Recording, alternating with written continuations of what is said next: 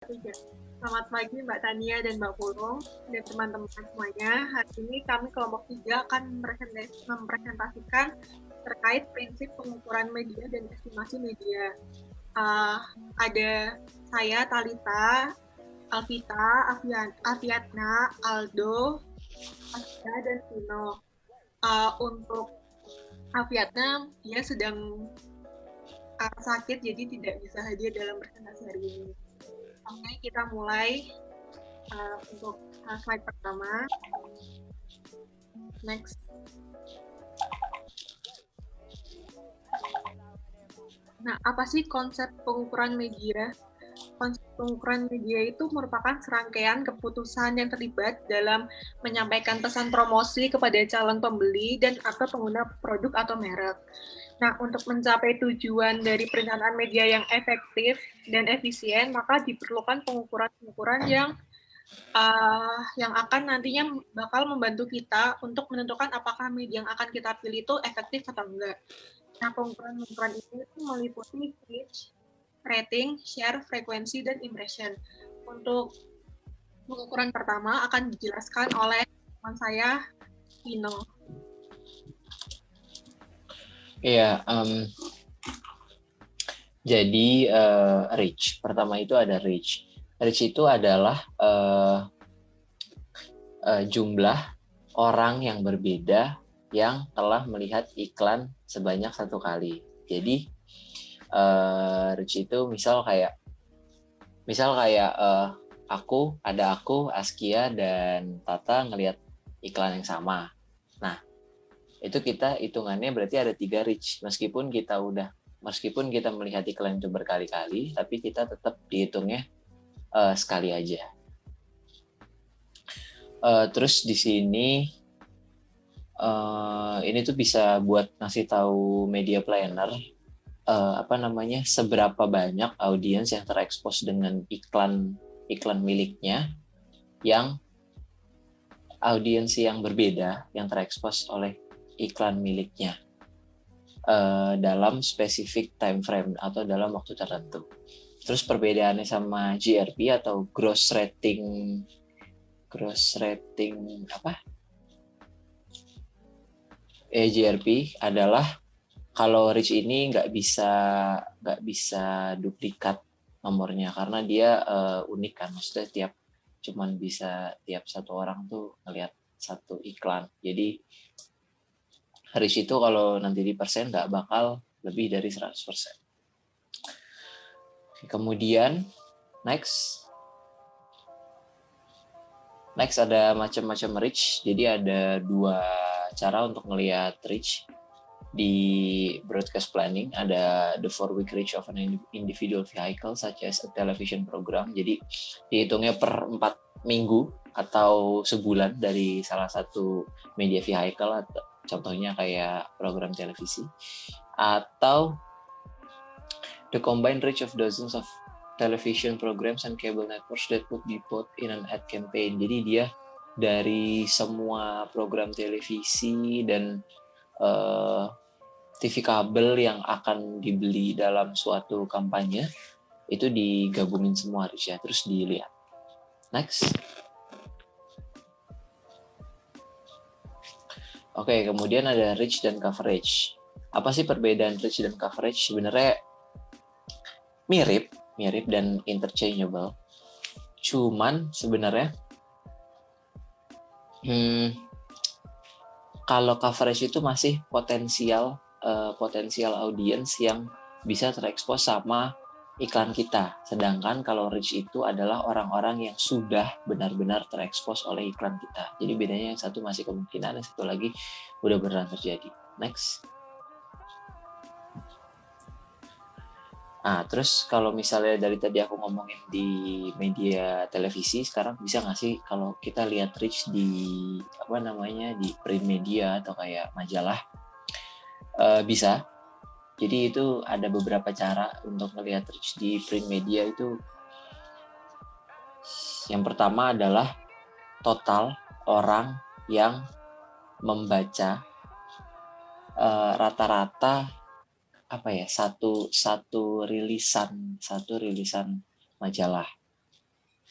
Kemudian ada yang kemudian yang membaca beberapa rilisan majalah dalam satu judul, kayak misal baca majalah Bobo edisi 1, 2, 3 gitu. Terus ada satu rilisan majalah di bulan yang sama tetapi beda judul. Jadi kayak bulan ini aku baca majalah Bobo, terus baca Vogue, terus baca Femina gitu. Kemudian ada yang dia baca satu atau beberapa rilisan majalah dengan judul yang berbeda selama masa kampanye. Next.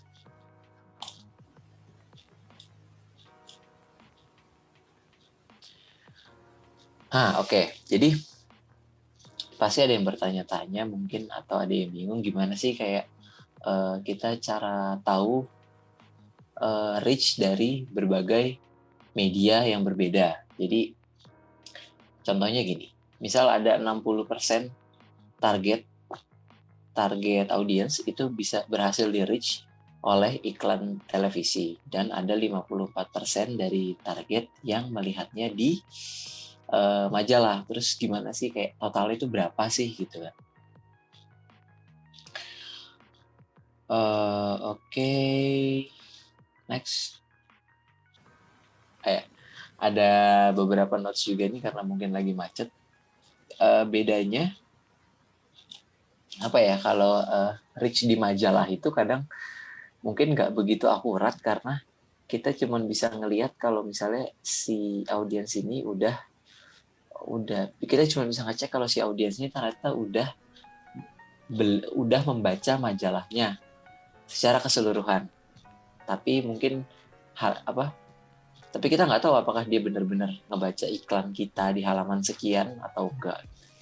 Sedangkan kalau TV juga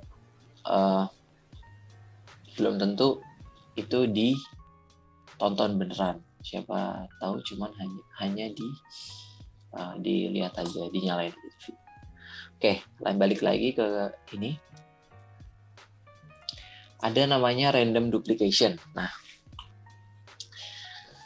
bisa dibaca dulu PPT-nya. Jadi ada contoh yang tadi. Jadi kayak ada reach di iklan televisi 65% dan reach di iklan majalah ada 54%.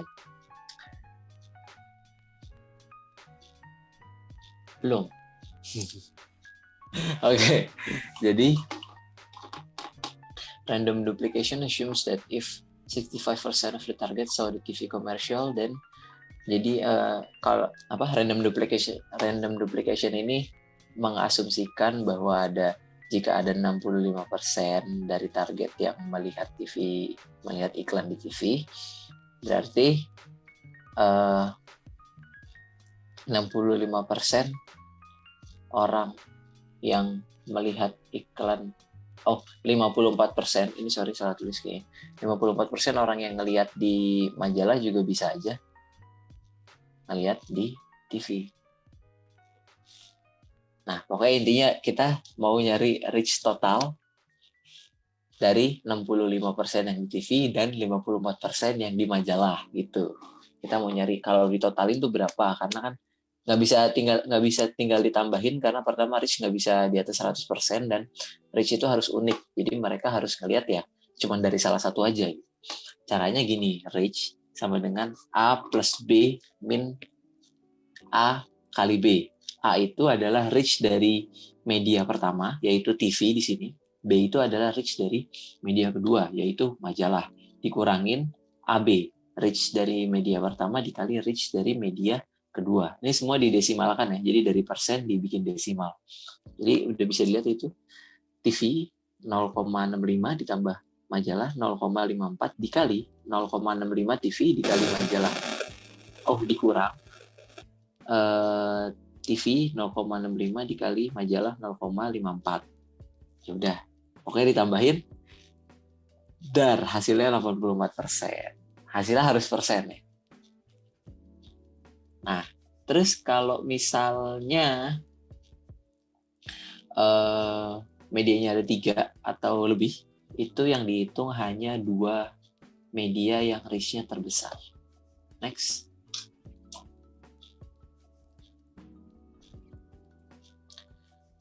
Duplication between media vehicle ini khusus untuk, jadi analisis duplikasi ini hanya untuk 2 majalah. Caranya ada di sini. Jadi pembaca majalah A ditambah pembaca majalah B dibagi pembaca majalah A ditambah pembaca majalah B dikurangin keduanya. Next.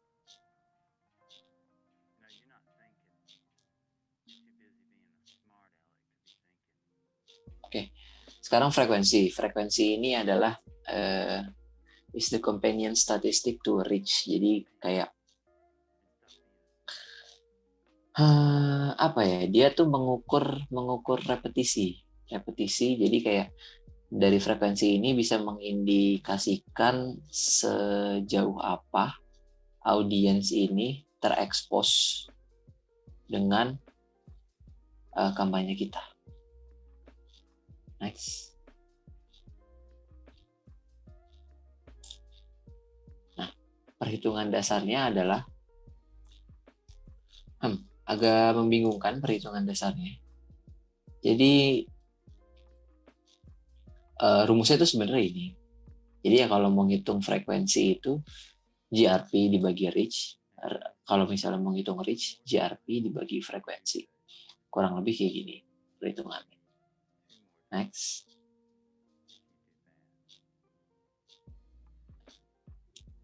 Nah, apa sih hubungannya dari reach dan frekuensi? Jadi di sini sesuai yang ada di PPT. Jadi mereka tuh apa ya? Terjadi bersamaan tetapi dalam level yang berbeda dan hubungan yang berlawanan gitu, kebalikannya. Jadi contohnya gini, mereka tuh relate tapi berlawanan gitu ya. Contoh gini, misal pas pertama kali kampanye itu mulai, pasti kan belum banyak orang yang lihat kan. Nah, otomatis setiap ada kampanye, reach-nya tuh naik banyak karena kampanyenya baru mulai. Kayak tadinya masih 0 yang ngelihat, tiba-tiba 100, ya reach-nya kan otomatis 100. Cuman semakin lama kampanyenya berjalan, nanti semakin lama kampanye berjalan, otomatis kan udah semakin sedikit orang baru yang belum melihat kampanye itu. Nah, itu berarti nanti lama-lama reach-nya itu naiknya makin pelan. Sedangkan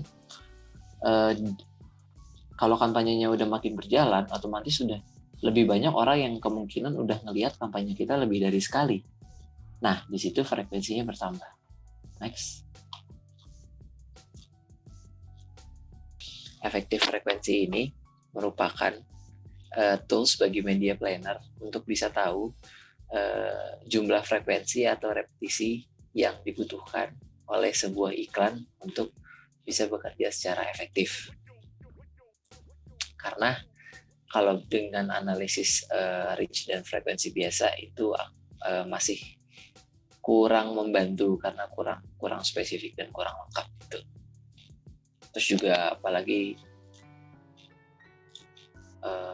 kalau misalnya kayak ya iklan di TV itu belum tentu pasti dilihat, atau iklan di majalah juga belum tentu pasti dilihat, tapi tetap masuk ke reach dan frekuensi karena ya hitungannya dia udah nonton iklan kita di TV, cuman kan belum tentu iklan pertama belum tentu dilihat, cuman dinyalain aja lewat, baru di iklan kedua dia ngelihat, dan baru di iklan ketiga mungkin dia tertarik sama segala macam.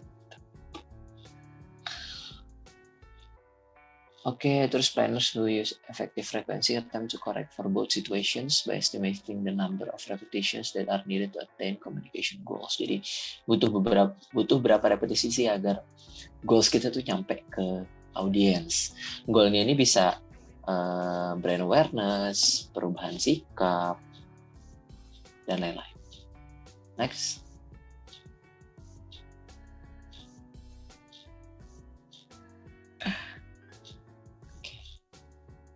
lanjut. Rating. Sebelumnya. Oke, selanjutnya rating. Apa sih rating itu? Rating itu merupakan estimasi jumlah dari penonton yang melihat program atau menyaksikan program tersebut dalam waktu tertentu. Nah, rating ini tuh bisa dihitung. Contohnya, next. Misal di sini ada contoh perhitungan rating. Misal pada satu perumahan itu terdapat 10 rumah. 3 dari rumah yang memiliki TV itu menonton program A, dan 4 rumah lain menonton program B. Sementara 3 rumah yang lain menonton program C. Maka berapa perhitungan rating tiap programnya? Cara menghitung rating itu jumlah penonton per populasi TV dikali 100%. Next.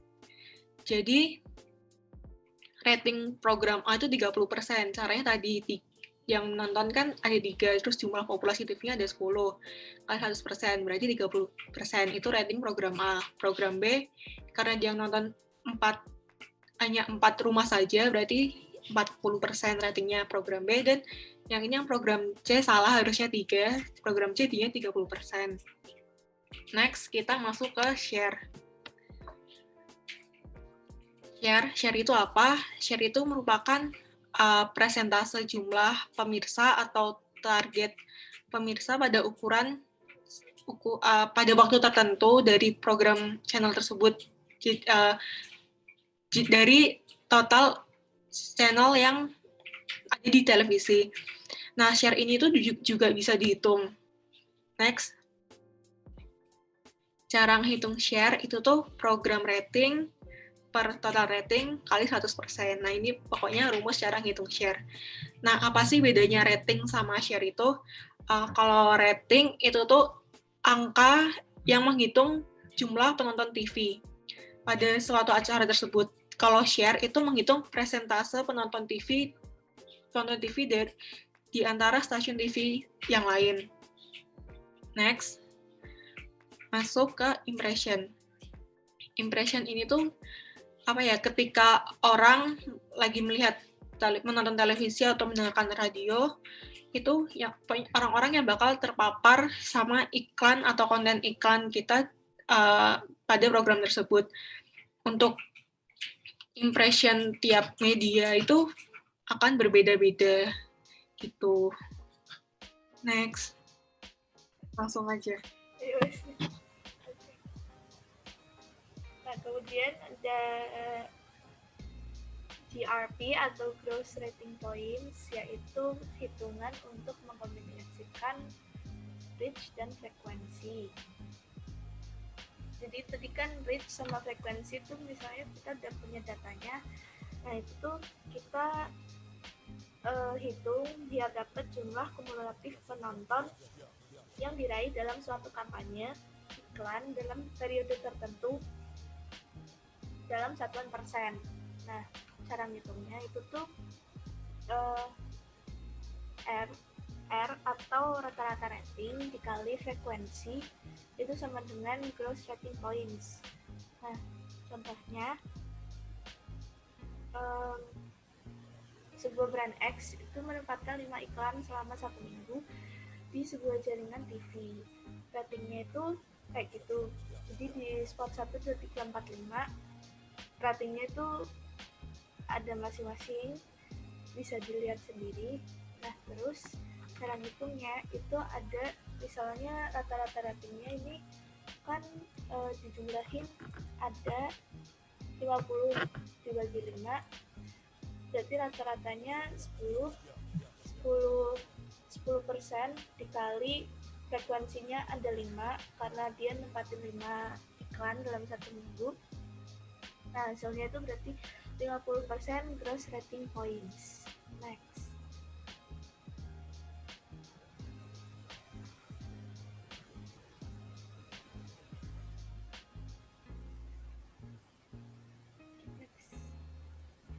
Nah, kemudian salah satu keputusan terpenting dalam perencanaan media iklan itu kan juga soal budget atau anggaran. Nah,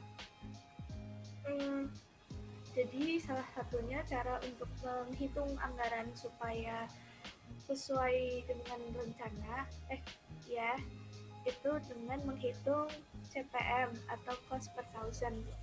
Kenapa CPM? Itu karena cost per mile tulisannya, tapi bacanya saya nggak tahu, maaf. Jadi, dan ini nama bahasa Inggrisnya itu cost per thousand. Itu tuh adalah harga yang diperlukan untuk mendapatkan 1.000 orang target audience. Nah, CPM ini bisa menjadi sebuah currency buat hitung currency atau satuan hitung dari impression. Soalnya untuk mendapatkan untuk menghitung harga yang diperlukan untuk mendapatkan 1.000 orang target audience. Nah, cara ngitung CPM itu adalah cost of ad.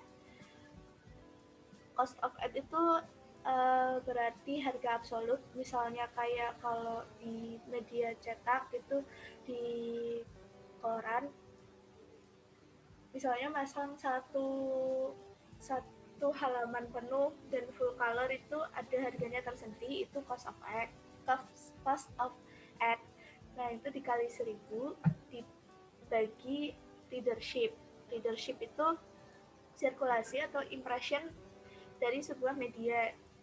Misalnya, contohnya, ini ada contoh kayak majalah Time itu mengklaim bahwa dia memiliki readership sebesar 19 juta. Nah, harga iklan di satu halaman 4 warna di majalah Time itu $240.000. Nah, jadi yang ngitung cost per thousand-nya dari majalah Time itu dengan di next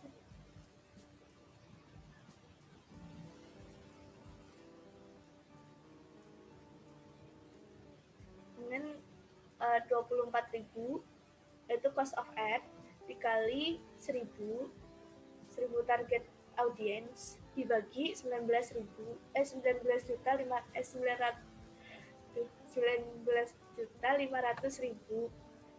dari readership-nya. Nah, itu hasilnya nanti ditemuin adalah $12 31 sen CPM. Next.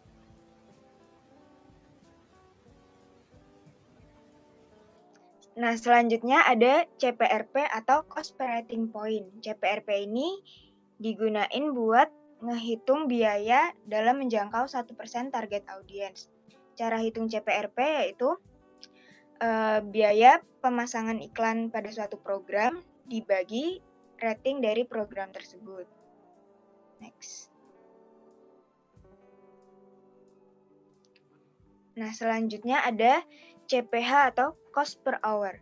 Kalau misalnya CPM tadi lebih berorientasi ke kuantitas, CPH ini lebih mengutamakan kualitas. Jadi, CPH ini mengutamakan engagement nyata bagi audiensnya daripada hanya sekedar jumlah klik. Nah, untuk menghitung CPH ini, pertama-tama kita harus ngitung CPM dulu. Setelah ngitung CPM, nanti CPM-nya dikalikan dengan CPH multiplier atau di sini bisa dilihat lambangnya huruf Y. Nah, untuk dari Y-nya itu ada sama dengan 1 dibagi V per T. V itu adalah dari 1.000 impressions, ada berapa banyak viewable impressions yang lebih panjang daripada A detik atau sama dengan 1.000 dikali N.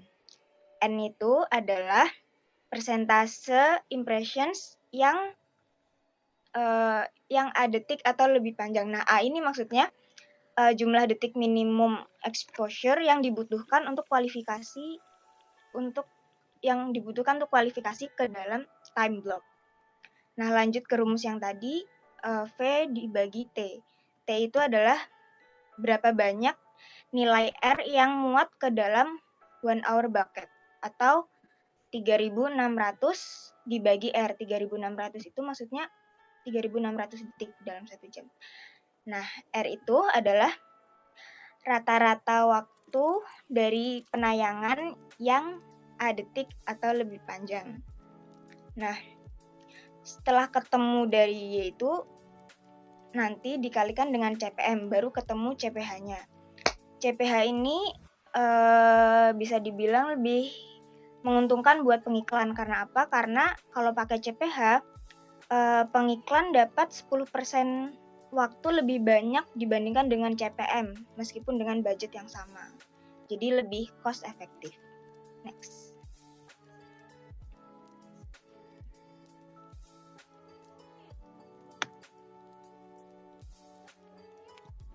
Ya, sekarang kita masuk ke bagian media estimation. Nah, sebelum masuk ke media estimation itu sendiri, kita awali dengan maksud dari estimasi itu sendiri. Nah, menurut Toki, dia menjelaskan bahwa estimasi itu suatu pengukuran yang didasarkan pada hasil kuantitatif, atau dengan kata lain, tingkat akurasinya bisa diukur dengan angka. Nah, kalau dalam kamus KBBI, estimasi itu perkiraan, penilaian, atau pendapat. Nah, maksudnya itu estimasi ini dapat kita gunakan untuk menyatakan perkiraan, penilaian, atau pendapat kita mengenai sesuatu. Misalnya dalam keseharian kita nih, seperti ketika kita melihat langit yang mendung, kita langsung memperkirakan akan terjadinya hujan. Tuh. Nah, contoh lainnya itu ada di pemasaran. Nah, estimasi ini digunakan untuk mengetahui seberapa banyak unit dan nilai uang yang berasal dari penjualan di masa yang akan datang. Nah, kalau untuk medianya itu sendiri, estimasi itu digunakan untuk mengetahui atau mempelajari demografis pengguna barang produk atau merek, dan juga mengetahui pengguna media, siapa yang membaca, melihat, mendengar, atau mengklik tautan tersebut. Nah, untuk lebih jelasnya mengenai media estimasi akan dijelaskan di slide selanjutnya. Oke. Ya, jadi untuk kegunaan media estimation ini adalah yang pertama untuk mempelajari demografik dari pengguna produk atau brand. Kayak misalnya rentang umur, pekerjaan, atau mungkin domisili juga untuk pembeli dan pengguna produk yang ingin diiklankan. Yang kedua adalah mempelajari berbagai medium periklanan untuk mengetahui demografik dari target pasar. Jadi untuk televisi misalkan, demografik audiensnya itu seperti apa, prime time-nya itu di jam berapa aja, penontonnya itu rentang usianya berapa. Terus bisa juga demografik dari media sosial, sama rentang usianya, terus prime time-nya jam berapa untuk upload segala macam. Nah, yang ketiga itu tuh untuk mempelajari penggunaan produk oleh pembeli. Jadi seberapa sering sih produk ini dibeli, seberapa sering produk ini digunakan gitu. Yang keempat adalah mempelajari seberapa sering media periklanan ini diakses oleh audiens. Misalkan contohnya adalah produk popok bayi nih. Nah, produk popok bayi ini meskipun penggunanya itu adalah bayi, tapi kan yang membeli itu ibu-ibu ya, ibunya. Dan biasanya untuk ibu-ibu itu lebih sering tereksposnya oleh televisi gitu. Maka bisa dibilang untuk popok bayi, medium televisi itu merupakan medium periklanan yang tepat untuk mengiklankan produk tersebut. Lalu yang kelima atau terakhir itu adalah untuk mengetahui berapa banyak orang yang terekspos oleh medium periklanan tersebut. Jadi ini lebih ke secara keseluruhan aja sih, kayak media mana yang sering dilihat, media mana yang sering dibaca atau didengar oleh audiens. Nah, jadi melalui data yang didapat dari media estimation ini tuh nantinya akan digunakan oleh perencana periklanan untuk menentukan medium periklanan mana yang ingin digunakan, yang tentunya udah disesuaikan dengan target pasar. Ya, intinya bisa dibilang ini merupakan salah satu aspek penting lah untuk diketahui dan dipelajari oleh perencana periklanan.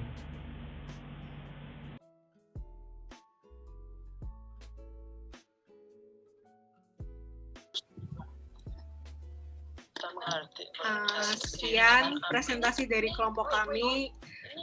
Apabila ada kurang, mohon maaf. Kalau buat yang mau bertanya, silahkan. Terima kasih teman-teman. Terima kasih. Terima kasih.